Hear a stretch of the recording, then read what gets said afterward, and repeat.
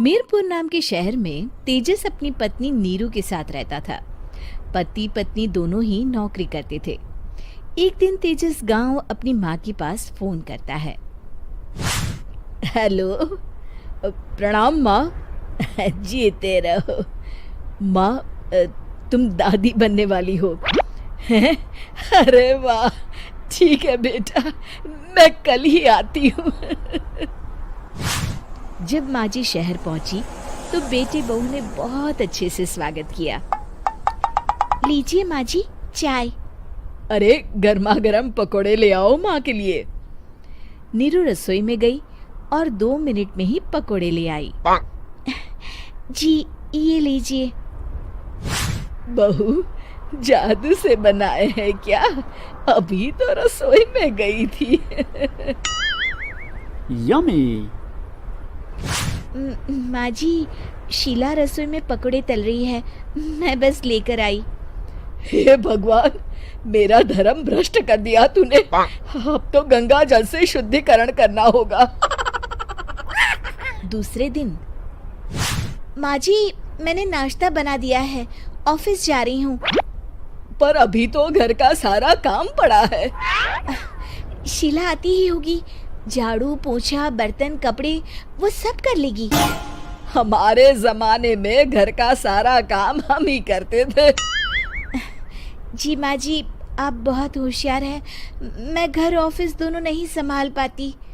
तो जरूरत क्या है घर से बाहर जाकर चाकरी करने की? वैसे भी घर का काम खुद करने से घर में बरकत आती है, समझी? पर माँ जी। पर वर कुछ नहीं, इस महीने की पगार मिले फिर ऑफिस बंद। हाँ। रात को नीरू तेजस से कहती है, सुनिए जी, माँ जी बोल रही थी कि मैं नौकरी छोड़ दूं। वैसे ठीक ही तो है, अभी तुम्हें आराम की जरूरत है। फिर भी आराम कहाँ, शीला को छुड़ाने के लिए बोल रही थी। तो अब 24 घंटे में इतना काम तो कर ही सकती हो। पर जॉब पसंद है मुझे, घर पर मन नहीं लगेगा। अगले दिन जब दोनों ऑफिस के लिए निकल रहे थे, मेरी तो कोई कीमत ही नहीं है इस घर में। माँ जी, आजकल महंगाई बहुत है, रहन सहन भी बदल गया है, दोनों नौकरी करते हैं तभी ठीक रहता है। अच्छा, तू कहना क्या चाहती है? मेरा बेटा तुझे बिठा के खिला नहीं सकता? तू ही इस घर का खर्च चला रही है, हैं? नहीं माँ जी, मेरा वो मतलब नहीं था। मतलब खूब समझती हूँ, ये बाल धूप में सफेद नहीं किए मैंने। हाँ। अब तो ये रोज का काम हो गया था। तेजस भी रोज की झिकझिक से परेशान हो गया था। एक दिन उसने कहा, नीरू, वैसे भी तुम्हें मैटरनिटी लीव मिलने वाली है, तो अभी से ही छुट्टी ले लो। पर क्या, मेरी सैलरी अच्छी खासी है। आखिर नीरू ने रिजाइन कर दिया। जब बच्चा हुआ तो घर में सब बहुत खुश हुए। कुछ दिनों बाद तेजस फाइल देख रहा था।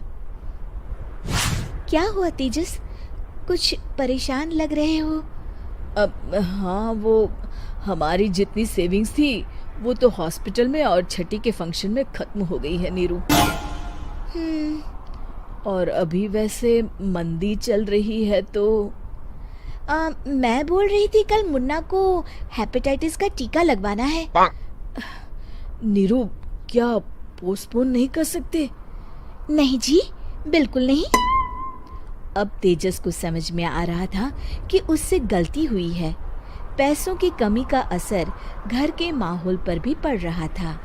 अगले दिन, बेटा मेरा चश्मा और ये दवाइयाँ ले आना, पर्चा देते हुए माँ जी ने कहा। जी। तेजस, मुन्ना के लिए दूध का डिब्बा और डायपर भी ले आना, और ये किराने के सामान की लिस्ट है, इसे भी लाना है। तेजस गुस्से में लिस्ट मरोड़कर फेंकता है और चिल्लाता है, पैसे क्या पेड़ पर उगते हैं? ये ले आना, वो ले आना। अरे पर ये जरूरत का सामान ही है।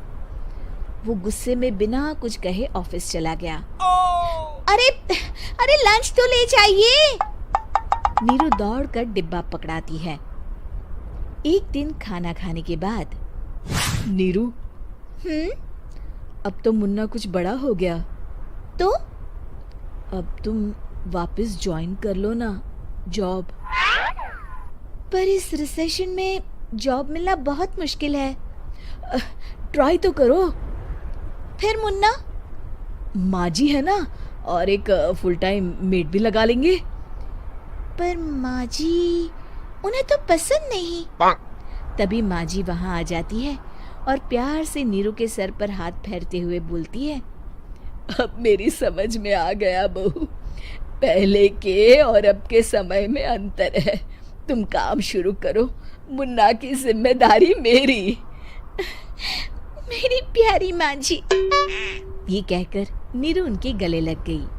शिक्षा, परिवर्तन संसार का नियम है, हमें भी समय के साथ चलना चाहिए।